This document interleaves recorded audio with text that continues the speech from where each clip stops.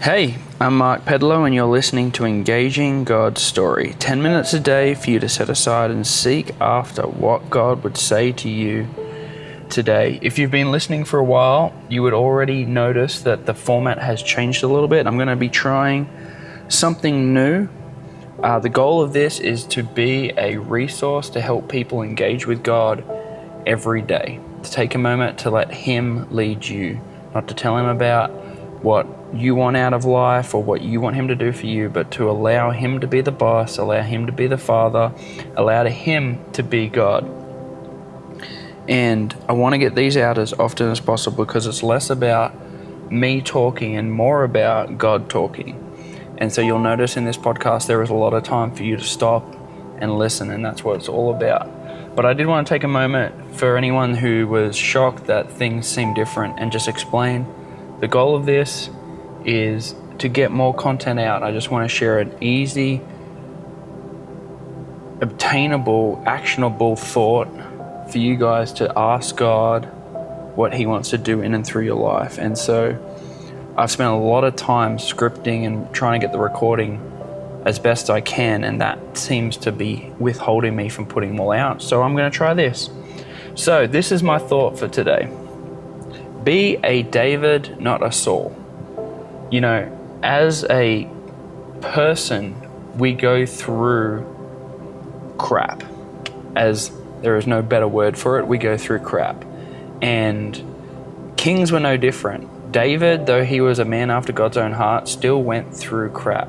The difference between David and Saul was when Saul went through a hard time, he would listen to worship music. In fact, they would have David come in and play worship music for Saul. But when David went through hard times, David worshipped God.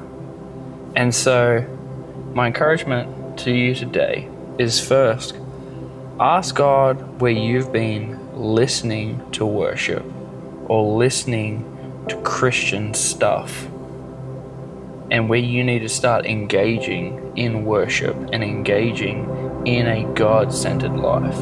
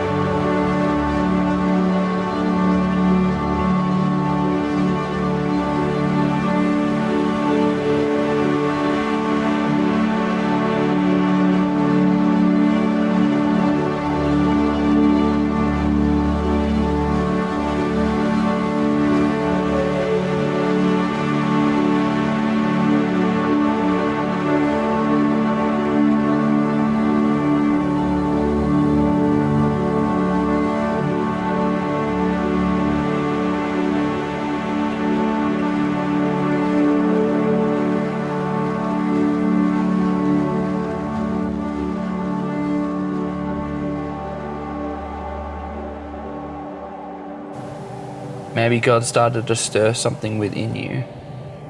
And it's a simple challenge this week. What can you do about it?